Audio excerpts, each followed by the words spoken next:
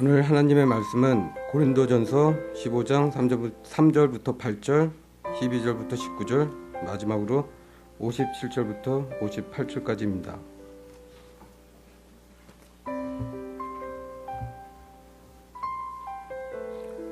내가 받은 것은 먼저 나에게 전하였느니 이는 성경대로 그리스도께서 우리 죄를 위하여 죽으시고 장사 지낸 바 되셨다가 성경대로 사흘 만에 다시 살아나사 게바에게 보이시고 후에 열두 제자에게와 그 후에 500여 형제에게 일시에 보이셨나니 그 중에 지금까지 대다수는 살아있고 어떤 사람들은 잠들어 있으며 그 후에 야보고에게 보이셨으며 그 후에 모든 사도들에게와 만삭되지 못하여 난 자와 같은 내게도 보이셨나이다. 그리스도께서 죽은 자 가운데서 다시 살아나셨다 전파되었거늘 너희 중에서 어떤 사람들은 어찌하여 죽은 자 가운데서 부활이 없다 하느냐. 만일 죽은 자의 부활이 없으면 그리스도도 다시 살아나지 못하셨느니라. 그리스도께서 만일 다시 살아나지 못하였으면 우리가 전파하는 것도 헛것이요 또 너의 믿음도 헛것이며 또 우리가 하나님이 거짓 증언으로 발견되리니 우리가 하나님이 그리스도를 다시 살리셨다고 증언하였습니다. 만일 죽은 자가 다시 살아나는 일이 없었으면 하나님이 그리스도를 다시 살리지 아니하셨습니다. 만일 죽은 자가 다시 살아나는 일이 없으면 그리스도도 다시 살아나신 일이 없을 터이요 그리스도께서 다시 살아나신 일이 없으면 너의 믿음도 헛되고 너희가 여전히 죄 가운데 있을 것이요 또한 그리스도 안에서 잠자는 자도 망하였으니 만일 그리스도 안에서 우리가 바라는 것이 다만 이 세상 삶뿐이라면 모든 사람 가운데 우리가 더욱 불쌍한 자이니라. 우리 주 예수 그리스도를 말미암아 우리에게 승리를 주시는 하나님께 감사하노니 그러므로 내 사랑하는 형제들아 건실하며 흔들리지 말고 항상 주의 일에 더욱 힘쓰는 자들이 되라. 이는 너의 수고가 주 안에서 헛되지 않은 줄 압니다. 아멘. 하나님의 말씀이십니다. 예수님 돌아가시고 나서 다 절망하고 있었는데 예수님 살아나셨다는 부활의 소식은 너무나 기쁘고 급박한 소식이었습니다. 하지만 이들은 이 당시에는 그런 걸 대놓고 빨리 전하기에는 어려움이 있었습니다. 그래서 입에서 입을 타고 여러분 그런 소리 아십니까? 작으면서도 큰 소리. 작으면서도 큰 소리. 예수님 부활하셨어요. 작으면서도 큰 소리로 이 부활의 소식을 증거되었습니다. 우리 앞에 뒤에 계신 분에게 오늘 그렇게 인사하고 그렇게 예수님 부활의 소식을 증거하기를 원합니다. 예수님 부활하셨어요. 작으면서도 큰 소리로.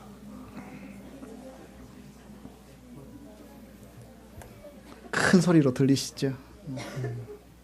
부활의 은혜가 여러분 가운데 함께 하시기를 주의 이름으로 축복합니다. 지난 한 주간 내내 좀 멍멍했습니다. 고난주간이라 좀 조심스러웠고 또 금식도 하며 그렇게 보내기도 했지만 진도 앞바다에서 일어난 세월호 침몰 사건과 그 사건 이후에 되어지는 일들이 참으로 마음을 아프게 만들었습니다. 죽음보다 수치스러운 삶을 살려고 살아나온 사람들, 또 제자를 살리기 위해서, 승객을 살리기 위해서 기꺼이 자신의 생명줄, 구명조끼도 주고 용기 있게 죽음을 맞이하는 사람들, 삶과 죽음의 경계선에서 많은 것들을 생각하게 됩니다. 시간은 자꾸 가고 구조는 더디고 희망은 점점 절망으로 변해가는 것 같아 참으로 마음이 아픕니다. 실종자들이 한 사람 한 사람 사망자로 바뀌어지고 있습니다. 잘 맞지도 않고 효율적이지도 못한 구조활동, 도대체 무책임한 많은 사람들, 또 그것으로 인해 분개하는 가족들의 모습이 더더욱 마음이 아픕니다.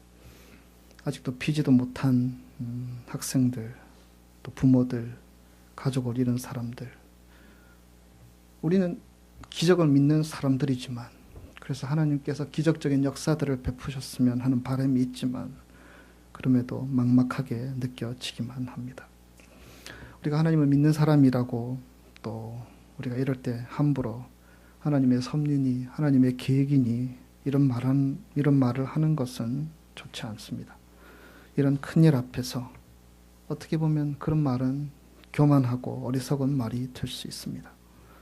함께 그들과 슬픔을 나눌 수 있다면 좋겠고 그들을 위해 계속 기도할 수 있으면 좋겠습니다. 부활절의 말씀을 함께 나누기 전에 그들을 위해서 우리 잠시만 기도할 수 있기를 원합니다. 혹여나 살아있는 실종자들이 있다면 생명줄 붙잡을 수 있도록, 그리고 하나님의 위로와 만지심이 있도록, 구조의 현장에 하나님의 개입하심이 있기를 우리 한 20초만 우리 잠시 같이 기도하기를 원합니다. 하나님 아버지, 하나님 아버지, 우리가 무슨 말을 할 수 있겠습니까? 하나님의 긍휼하심을 기대합니다. 혹여나 아직도 살아있는 자가 있다면 생명줄 붙들고 구조되게 인도하여 주시고, 절망하고 낙심하는 많은 사람들 가운데 하늘의 위로와 하나님의 도우심이, 하나님의 함께하심이 그들과 함께하여서 구조의 현장에, 회복의 현장에 함께하여서 하나님의 은총이 그 가운데 임하는 귀한 시간 되게 인도하여 주시옵소서. 예수님 거룩하신 이름으로 기도드립니다.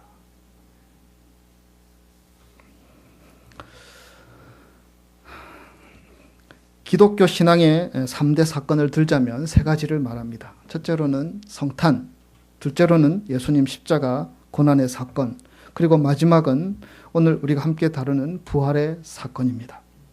실제로 부활 사건은 크리스찬으로 진짜 크리스찬이 되게 만드는 능력이 있는 사건입니다. 부활 사건을 경험하고 부활 사건을 고백할 수 없는 사람은 진짜 크리스찬이 아니라는 것입니다. 부활을 경험하기 전에는 반신반의하던 많은 사람들이 이 부활의 주님을 만나고 나서는 180도 바뀌게 되어서 획기적인 변화의 사람, 하나님의 사람으로 거듭난 것을 우리는 성경을 통해서 보게 됩니다. 베드로도 그랬고요. 또 사도 바울, 다메섹 도상에서 예수님을 만났던 사도 바울도 그랬고요. 스데반 집사도 그러했습니다. 부활은 상식적으로, 이성적으로 믿을 수 있는 것이 아닙니다. 죽은 사람이 살아났다 누가 얘기하면 소설처럼 들리든지 눈속임이지 그렇게 판단하는 것이 일상적인 우리의 판단이지요. 특별히 예수님의 시신을 자기가 준비해둔 그 무덤에 안치했던 아리마대 요셉 같은 사람, 자신이 준비했던 향료를 발라주었던 니고데모와 같은 사람을 어떻게 예수님이 살아났다는 소식을 믿을 수 있었겠습니까? 자신들이 예수님 앞에, 그 시신 앞에 예의를 표하면서 이제 그들의 마음속에 살아계신 예수님은 거의 떠나보냈을 것입니다. 예수님을 믿었다면 어떻게 그 제자들이 다 달아나버리고 부인해버리고 도망갔겠습니까? 예수님을 찾아간 여인들이 있었지만 그들은 예수님 장례 이후에 그분에 대한 예의로 찾아간 것이지 결코 예수님 살아계심에 대한 기대를 가지고 간 것은 아닙니다. 그렇게 가까이 예수님을 보았던 사람들도 믿지 못했던 예수님의 부활, 이 부활을 어떻게 누가 믿을 수 있었겠냐는 것입니다. 장례와 함께 예수님의 시대는 끝났다고 모두들 여겼을 것입니다. 그런데 살아계신 하나님께서 예수 그리스도를 살리셨습니다. 죽은 가운데 일으키셨습니다. 새벽에 무덤을 찾았던 여인들이 천사들을 통해서 확인할 수 있었습니다. 실제로 무덤에 들어갔더니 무덤에 시신이 없었습니다. 달려가서 제자들에게 소식을 전했습니다. 그래서 제자들이 급하게 와서 무덤에서 확인하는 제자들도 있었습니다. 시신은 온데간데 없고 빈 무덤만 있었습니다. 예수님의 시신을 쌌던 수의와 두건만이 고스란히 누워있던 그 자리에 있었습니다. 더 혼란스러울 수도 있었지요. 그런데 그 부활하신 예수님께서 제자들을 찾아가서 만나 주셨습니다. 부활하심을 눈으로 보여주셨다는 것입니다. 여인들 중 몇 사람에게도 나타나셔서 자신이 부활하셨음을 보여주셨습니다. 세월이 지나고 3년의 시간이 지난 후에 다메섹으로 가던 사도 바울에게 예수님은 찾아오셔서 만나 주셨습니다. 사울아, 사울아, 내가 어찌하여 나를 핍박하느냐? 주여 니시오니이까? 나는 내가 핍박하는 예수라. 예수님께서 자기에게 찾아오셔서 말씀하시는 것을 사도 바울은 들을 수 있었습니다. 그리고 사람이 바뀌었습니다. 세월이 많이 흘렀고요. 20여 년이 지난 후에 사도 바울은 오늘 우리 이정구 형제께서 읽어주신 이 말씀, 고린도전서 15장의 말씀을 기술하고 있었습니다. 예수님이 부활하신 후에 25년의 세월이 흘렀습니다. 그러면서 사도 바울은 실제로 예수님의 부활의 사실을 목격한 사람들의 이야기를 하나하나 풀어나가고 있습니다. 베드로에게도 나타났다. 야고보에게도 나타났다. 그리고 12 제자에게도 나타났다. 한꺼번에 오늘 본문 말씀 우리가 읽었지만 500여 형제들에게도 한꺼번에 보이셨다라고 사도 바울은 말하고 있습니다. 만약에 당신들이 예수가 부활하셨음을 믿지 못하겠다면 베드로를 찾아가 보라고, 야고보를 찾아가 보라고, 12 형제, 12 제자, 500여 형제 중 지금 반 이상의 사람들이 살아남아 있는데 그들을 찾아가서 예수님이 부활하셨다는 증거들을 들어보라고. 그렇게 사도 바울은 말하는 것입니다. 부활의 사실을 증거하고 있는 것입니다. 부활했다라는 것을 믿으라. 부활하지 않았다는 것을 믿는 것이 훨씬 쉽게 느껴집니다. 그래서 예수님의 부활을 믿으려고 했던 사람들보다는 믿지 않으려고 했던 사람들이 훨씬 더 많았습니다. 고린도 교회 사람들은 사도 바울을 통해서 예수를 만났습니다. 예수님이 우리를 구원해 주신 분이래. 예수님이 우리 죄를 위해서 돌아가셨어. 예수님에 대한 복음을 바울을 통해서 듣고 그들은 예수를 믿게 되었습니다. 세례도 받고 고린도 교회의 예배자로 참여도 했습니다. 그럼에도 불구하고 이 고린도 교회에서 예수 부활을 부인하는 사람들이 생겼습니다. 부활을 어떻게 믿어? 다 가짜야, 거짓말이야. 이렇게 말하는 사람들이 생겨난 것입니다. 그 소식을 들은 사도 바울은 너무나 답답하고 안타까웠습니다. 그래서 펜을 들고 고린도 교회를 향하여서 이 복음의 메시지들을 증거했던 것입니다. 성경을 주의 깊게 들여다보면 예수님의 부활이라는 것은 절대 부인할 수 없는 사실입니다. 여러분, 성경책에 예수님에 대한 이야기가 기록된 책이 어떤 책이 있습니까? 마태복음, 마가복음, 누가복음, 요한복음, 복음서가 있습니다. 성경을 한 번쯤 읽어보신 분들은 이 복음서의 내용이 다 제각각인 것을 보게 됩니다. 입을 잘 맞추어서 이 이야기를 잘 만들어 봐야 돼 해서 서로 각색하고 서로 맞춘 흔적들이 보이지 않는다는 것입니다. 어떻게 보면 이 복음서의 내용을 비교를 해보면 어설프기 짝이 없는 기록들입니다.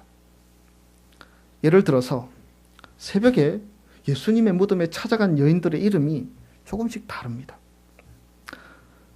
어느 쪽이 진짜인지 확인하기 어렵습니다. 게다가 여인들이 무덤을 찾아간 시간도 조금씩 다릅니다. 어떤 곳에는 새벽 일찍, 어떤 곳에는 해가 돋아서 그들이 만난 천사의 숫자도 한 사람 혹은 두 사람으로 표현되어 있습니다. 천사가 있던 위치도 다릅니다. 어떤 기록은 천사가 무덤 안에 있었다고 하고 어떤 기록은 천사가 굴러낸 돌 위에 앉아 있었다고 기록하고 있습니다. 누구의 말이 맞는지. 그러나 예수님의 부활을 날조하려고 조작하려고 했던 기록이라면 굳이 이렇게 서로 다 다르게 표현할 수 있었겠느냐는 말입니다. 더욱이 예수님께서 부활하셨다는 사실을 온 천하에 증명하려고 하는데 이들은 여자들을 앞세웠습니다. 요즘같이 여권이 큰 소리를 치는 시대에는 여자들의 말이 설득력이 있겠지만 그 당시에는 여자는 사람이면서도 사람이 아니었습니다. 법정에도 여자를 증인으로 채택할 수 없었습니다. 아무리 옳은 말을 해도 여자의 말은 듣지 않는 시대였습니다. 그런 마당에 여자를 이 예수님의 부활의 증인으로 세우는 것은 참으로 어리석고 미련한 것입니다. 따라서 성경의 모든 내용을 정합해보면 이 예수님의 부활을 날조하거나 조작해서 만들었다는 것에는 설득력이 없습니다. 그들은 그들 나름대로 보고 들은 것을 적었습니다. 물론 세월이 지났지요.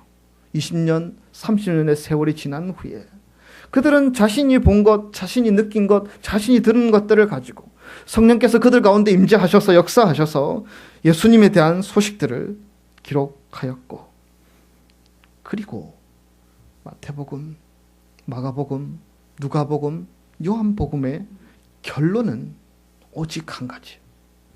십자가에 돌아가신 예수님께서 부활하셨다는 이 한 가지 진리에는 네 복음서가 똑같이 주장하고 있다라는 사실입니다. 또 중요한 것이 있습니다. 예수님의 부활이 소문이 난 것이요, 예수님이 처형되고 나서 3일 후의 일입니다. 죽은 지 사흘 만에 바로 예수님이 돌아가셨던 그 예루살렘에서 예수님이 살아나셨다는 소식이 온 세상에 증거되기 시작합니다. 그 당시가 어떤 시대입니까? 예수님이 처형되었습니다. 로마 군인들도 시퍼렇게 살아있고, 빌라도도, 대제사장도, 또 예수를 못 박자고 죽이던 폭도들의 눈에도 광기들이 아직도 사라지지 않는 그러한 때였습니다. 이 살벌한 분위기에서 저 멀리 갈릴리 땅에서 예수 부활의 소문이 드러난 것이 아니고요, 바로 그 위협과 죽음의 현장에서 예수 부활의 소식이 증거되기 시작했던 것입니다. 잘못 말하면 자신의 생명이 죽게 될지도 모릅니다. 자신도 똑같이 십자가에 죽을지도 모르고 로마의 군병에게 잡힐지도 모르는 상황이었습니다. 그러나 그들은 부활의 소식을 증거했습니다. 사실이었기 때문에 혹시나 말하다가 잡힐까 또 죽을까 두려워하지 않고 사실을 사실로 그들에게 부활의 소식을 증거하며 나타낼 수 있었던 것입니다. 더욱더 놀란 것은, 여러분, 예루살렘에 예수님 부활의 소식이 증거되었는데 그 소식을 들은 사람들이 아주 조용하게 반응했다라는 것입니다.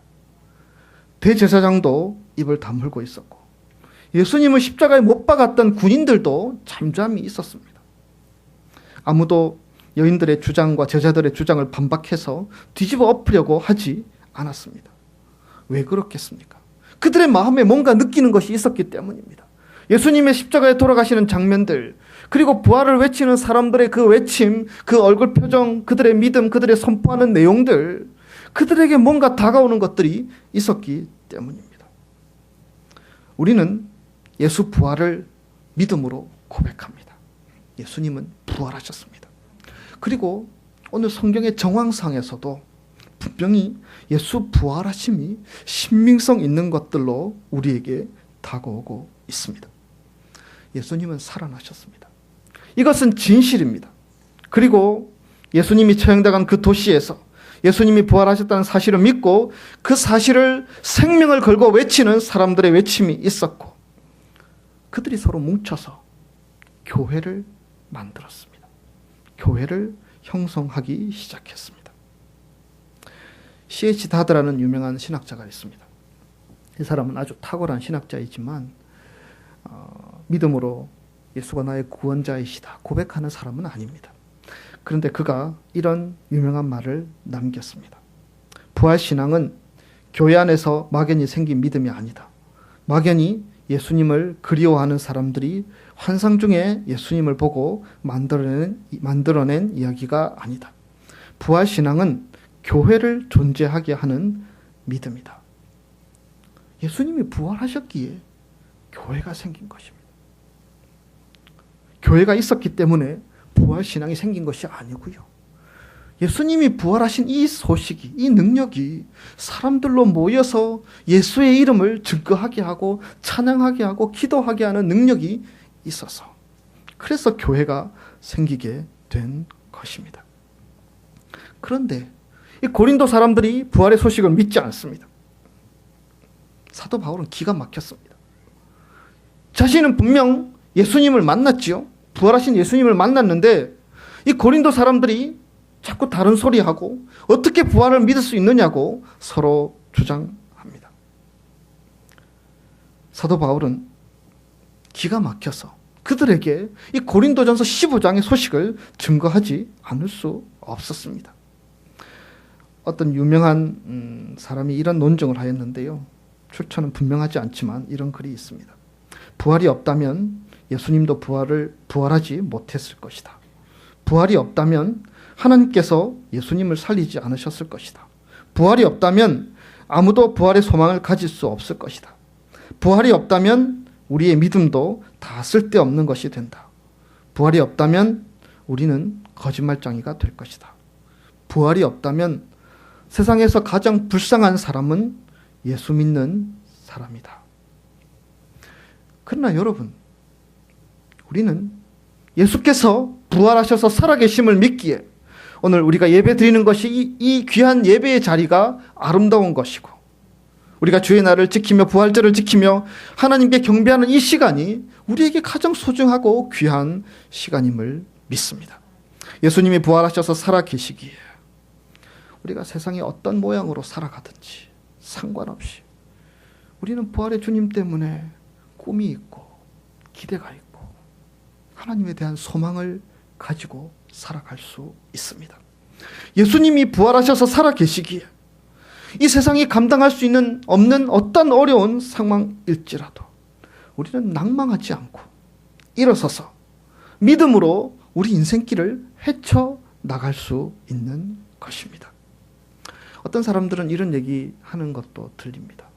그래도 예수님이 부활했으면 좋겠다. 나는 믿기지 않지만 그래도 예수가 부활하신 것이 사실이었으면 좋겠다. 그래야지 이 각박한 세상 가운데 뭔가라도 붙들고 살아가지. 말하는 얘기도 들은 적이 있습니다. 그러나 예수 부활은 거짓말이 아닙니다. 진실입니다. 거짓말이라도 믿었으면 좋겠다 하는 사람이 있지만 우리는 진실을 믿는 자들입니다.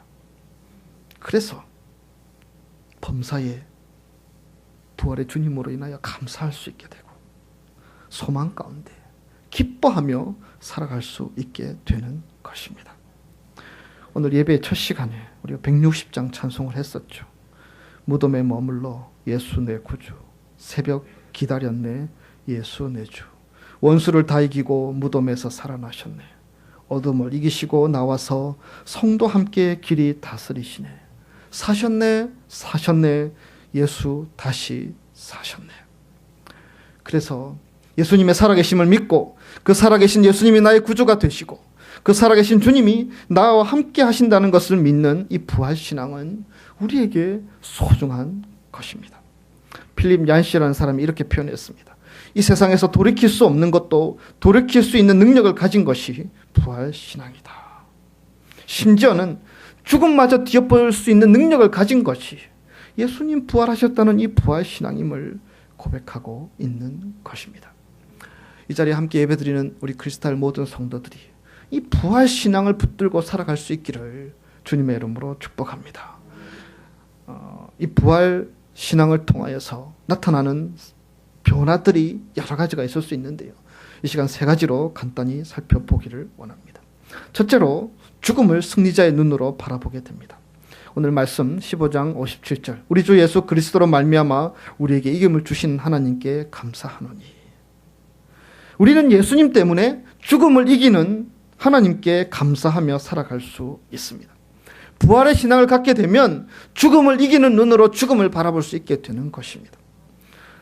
여러분, 사람들은 왠지 죽기 위해서 살아가는 것 같습니다. 죽음의 때가 분명히 있고요. 한순간도 죽음의 카운트다운을 우리는 하지 않더라도 그 때가 지나가고 있다는 사실을 우리가 알고 있습니다. 그리고 우리는 그것을 떼어놓고 우리 인생을 말할 수가 없습니다. 우리가 어느 정도 연세가 되면 이제 우리가 언제 이후에 몇 년 이후의 이야기는 우리가 할 수 없음을 우리는 잘 알고 있습니다. 그래서 세상에서 생명과 죽음은 너무나 자연스러운 것입니다. 생명이 있으면 죽음이 있고 태어남이 있으면 죽습니다. 너무나 자연스러운 것입니다. 어떤 사람들은 죽음이 깡패와 같다고 말합니다. 너 이리 와. 여러분 그런 경험들 있으십니까? 그래서 우리를 위협하고 협박하는, 마치 죽음이 우리를 위협하고 협박하는 깡패와 같이, 그래서 그 앞에 서면 어찌할 줄 몰라 하는 그러한 모습으로 서기도 한다라는 것입니다. 주눅들게 한다는 것입니다. 죽음은 무서운 것이고 사람들로 그 죽음을 피하기 위해서 몸부림치게 만들기도 합니다. 그러나 예수님은 죽음을 이기셨습니다. 우리로 죽음의 공포에서 벗어나게 하시고 죽음 앞에 떨지 않게 하시고 죽음을 정복하게 하여 주셨습니다. 그래서 고린도전서 15장 22절, 아담 안에서 모든 사람이 죽은 것 같이 그리스도 안에서 모든 사람이 삶을 얻으리라, 그렇게 말씀하고 있습니다. 그리스도 안에 있는 자에게는 결코 죽음 앞에서 항복이란 있을 수 없습니다. 이것도 역시 누군가인지 분명하지 않지만 어떤 분이 이런 아름다운 말을 했습니다. 당신은 홀로 죽을까 봐 두려워합니다. 그러나 당신은 당신을 진정 사랑하는 예수님이 당신과 함께 한다면 당신이 두려워하는 죽음은 단순히 현재의 생을 마감하는 그런 죽음이 아니라 시간과 세상으로부터 영원의 세상으로 가는 통로가 되는 죽음입니다.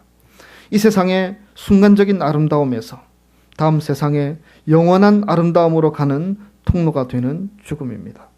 어둠에서 빛으로 가는 통로가 되는 죽음입니다. 왜냐하면 예수님께서 죽음을 이기시고 승리하셨기 때문입니다. 우리는 그러한 눈으로 죽음을 바라볼 수 있어야 합니다.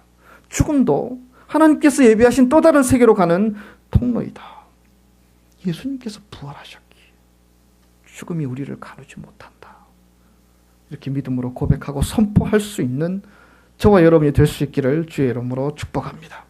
둘째로 예수 부활은 우리로 하여금 이 세상에서 흔들리지 않게 만들어줍니다. 본문 58절, 견실하며 흔들리지 말며. 세상에서 우리를 흔드는 것이 너무너무 많습니다. 사람도 우리를 흔들고 환경도 우리를 흔들고 아무리 믿음이 좋다고 해도 우리를 흔드는 것이 너무너무 많아서 여러분 우리 자신을 봐도 그렇고 남들을 봐도 그렇고 저 사람 흔들리고 있어. 그런 것들을 느낄 때가 있지 않습니까? 불안하고 짝이 없는 우리의 삶들, 악하고 더럽고 예기치 않은 많은 일들이 우리 앞에 급박하게 다가오게 될 때에 사람들은 흔들리게 되고 어떨 때는 무너지는 모습도 보게 됩니다. 그러나 오늘 말씀은 분명하게 선포합니다. 견실하며 흔들리지 말라고 분명하게 선포합니다. 왜냐하면 예수님께서 부활하셨고요. 그 부활하신 주님은 하늘의 모든 권세를 가지고 우리에게 다가오고 계시기 때문입니다. 하나님께서는 하나님의 왕권을 예수님께 주셨습니다. 어린아이들이 하는 말로 하자면 예수님이 최고고 예수님이 가장 강하시다라는 것입니다. 어떠한 것들도 부활하신 예수님을 믿고 나아가면 그것을 흔들 자가 아무도 없다라는 것입니다. 그래서 견실하며 흔들리지 말며 라고 선포하는 것입니다. 마태복음 28장 20절, 볼지어다 내가 세상 끝날까지 너희와 항상 함께 있으리라. 그 강하신 주님, 세상의 모든 권세를 부여잡고 계신 우리 주님께서 우리와 함께 하시겠다고 약속하고 계십니다. 그래서 우리가 그분을 의지하면 세상에 어떤 것이 우리를 흔들고 우리를 붙잡고 넘어뜨리려 하더라도 우리는 견고하게 믿음의 반석 위에 서게 될 줄 믿습니다. 우리의 믿음이 강하면 강할수록 우리는 결코 흔들리지 않습니다.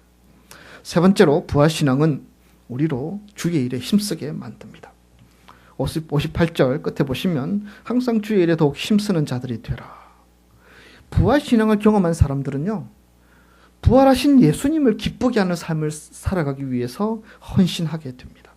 왜냐하면 그 부활신앙 자체가 그런 능력이 있기 때문입니다. 부활의 주님을 더 기쁘시게 하고 그 부활하신 주님의 뜻을 붙잡고 살아가도록 인도하신다는 것입니다. 부활의 능력을 소유한 사람들은요, 우리가 아무리 평범하게 살아가더라도 우리는 하나님을 기쁘시게 하는 일로 살아갈 수 있습니다. 작은 비즈니스를 하고 또 남의 가게에서 일하기도 하고 여러 가지 다양한 모습으로 힘들게 어렵게 우리 성도들이 살아가고 있지만 우리가 하는 모든 일들을 주의 일들도 바꾸어 나갈 수 있습니다. 하나님이 기뻐하시는 일로 바꾸어 나갈 수 있다는 것입니다. 아무리 힘든 일이라도 우리의 입에서 하나님을 찬양하는 찬양의 소리가 나올 수 있고 하나님께서 내게 주신 이 부활의 기쁨으로 인하여 감사하는 고백이 나올 수 있다면 우리가 하는 모든 일들은 주님을 기쁘시게 하는 일들이 될 수 있다는 것입니다. 주님께서 우리에게 주신 그 사랑의 마음을 가지고 한 사람 한 사람을 대하고 고객들을 대하고 손님들을 대하고 이웃들을 대한다면 여러분 그것이 주님을 기쁘시게 하는 일들이 될 수 있다는 것입니다. 내가 가진 것 많지 않고 내가 가진 것 부족하지만 우리가 주님께서 주신 것들로 감사하며 고백하며 그런 작은 것들을 가지고 나눌 수 있다면 그것이 바로 주님을 기쁘시게 하는 일이 아니고 무엇이겠습니까? 여러분 부활신앙을 믿는 자는 내가 이런 일들, 이런 말들, 이런 행동들, 이런 삶들로 인하여서 하나님이 정말 기뻐하실까? 다시 한번 질문하며 살아가는 하나님의 백성들입니다. 그래서 우리는 감사할 수 있게 되고 찬양할 수 있게 되고 하나님이 우리에게 주신 그 사랑, 그 사랑으로 사랑의 마음으로 대할 수 있게 되며 또한 내 일들로 인하여서 주님을 기쁘시게 한다면 하나님의 교회를 사랑으로 섬기며 하나님께서 우리에게 주신 이웃들 특별히 세월호 때문에 고통당하고 어려워하는 많은 사람들의 아픔을 볼 수 있다면 그들을 위해서 기도하는 마음으로 우리가 나아갈 수 있게 되는 것입니다. 사랑하는 크리스탈 교회 성도 여러분, 예수님은 부활하셨습니다. 이것은 사실입니다. 그래서 이 부활의 메시지들을 우리가 믿고 죽음도 승리자의 눈으로 바라볼 수 있고 또한 세상에 어떤 것이 우리를 흔들려고 할지라도 부활의 주님, 능력의 주님 그 반석 위에 굳게 서서 흔들리지 않고 믿음으로 전진하며 우리가 하는 모든 일들을 주님을 기쁘시게 하는 삶으로 살아갈 수 있는 저와 여러분의 삶이 다 되시기를 주님의 이름으로 축복합니다. 기도하겠습니다. 살아계신 주님, 예수님 부활하셨습니다. 우리는 그렇게 믿습니다. 그것은 사실이며 또한 부활의 능력으로 우리에게 다가오고 계심을 믿습니다. 그 부활의 능력을 덧입고 살아가는 하나님의 백성들로서 죽음도 어떠한 절망도 승리의 자리로 바꾸어 주신 하나님을 신뢰하고 나아가게 하시고 또 우리가 모든 일들을 죽게 하듯 그렇게 주님을 섬기며 주님을 기쁘시게 하는 삶을 살아가는 저희들 되게 하시며 견실하며 흔들리지 말며 날마다 주님의 일을 기쁘게 감당하는 하나님의 귀한 백성들 되게 인도하여 주시옵소서. 감사드리옵고 예수님 거룩하신 이름으로 기도드리옵나이다. 아멘.